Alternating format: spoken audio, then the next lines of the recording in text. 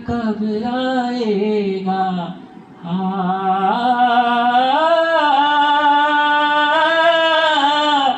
पिया कब आएगा,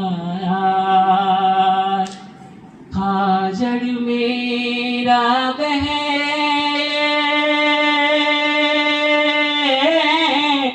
गया,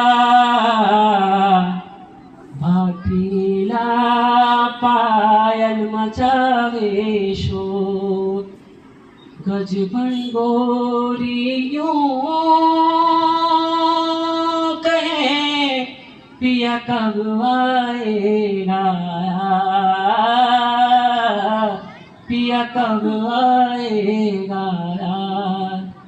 सोचिए वो दिन, जैसे वो विरह जो पत्नी इंतजार करती है आपकी जिंदगी में, आपकी विरह को खत्म करने के लिए आपका बेटा कब काबिल बन के आएगा, आपकी पुत्री कब काबिल बन के आएगी, आपके दोस्त कब काबिल बन के आएंगे। हमें हर व्यक्ति को इंतजार रहता है। तो हमने क्या मतलब, ये उत्कंठा नहीं है, ये मेरी पीड़ा है, ये मेरा निराशाजनक भाव आपके गांव के लिए छोड़ के इसलिए जा रहा हूं क्योंकि शायद मेरे अच्छे शब्द आपको नहीं लगे, लेकिन बुरे शब्द आपको कहीं कंकर मार दे दिल में, तो कुछ आपका भी दिल की धड़कनें हिलने लग जाए।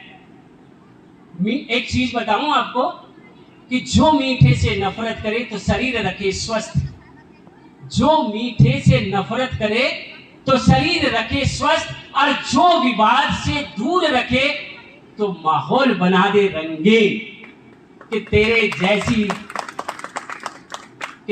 जैसी रंगत मुझ में नहीं है, कि तेरे जैसी रंगत मुझ में नहीं है, कि तेरे जैसा मुझ में प्यार नहीं है, न तेरे जैसा मुझ में नूर है, पर तूने काबिल समझा मुझे, ये तेरी नजर का हाल है। मैं तो बहता हुआ एक कंकड़ था, तूने अपने महल की दीवार का एक हिस्सा बना लिया। दोस्तों, तुमने मुझे अपनी महल का एक हिस्सा बना लिया।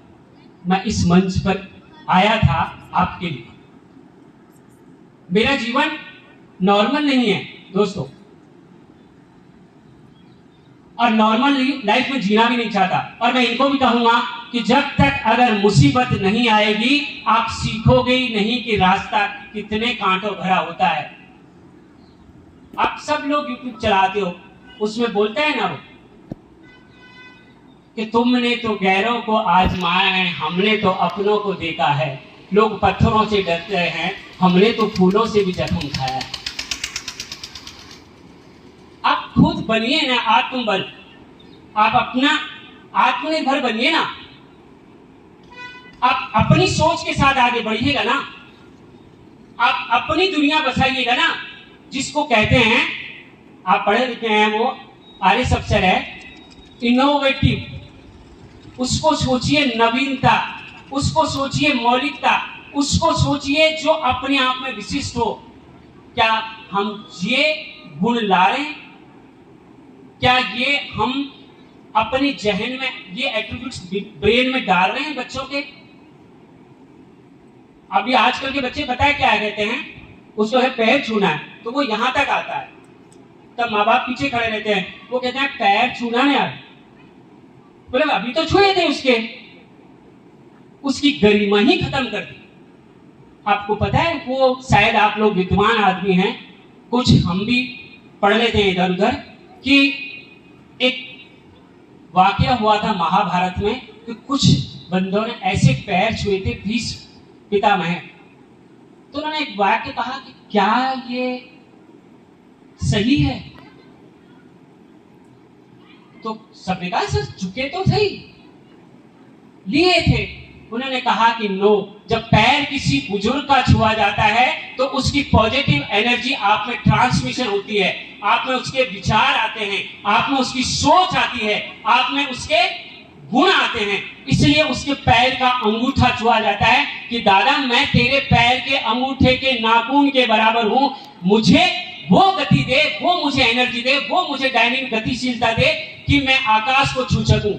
दोस्तों, अगर आप बैठे हैं कि एक बाप ही एक ऐसा होता है जो हमेशा ये कहता है कि मेरा बेटा आसमान से ऊपर हो, न पड़ोसी कहता है, न भाई कहता है, न बहन कहती है, न कोई और कहता है, न रिश्तेदार कहता है। एक बाप ही हो ऐसा होता है जो कहता है कि तू मुझसे भी बड़ा, आसमान की तरफ, आसमान जैसा बड़ा बन करके दिखा दुनिया को। इसलिए उस अंश के पैर छुए जाते हैं, उस एनर्जी को दी जाती है उसको। यार घुटनों पे छोड़ लेते। मैं कोई 30-32 साल का लड़का नहीं हूं, मेरी 52 ईयर है, 52 साल।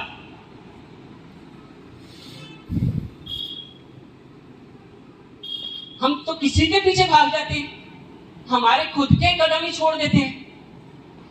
खड़े रहिए।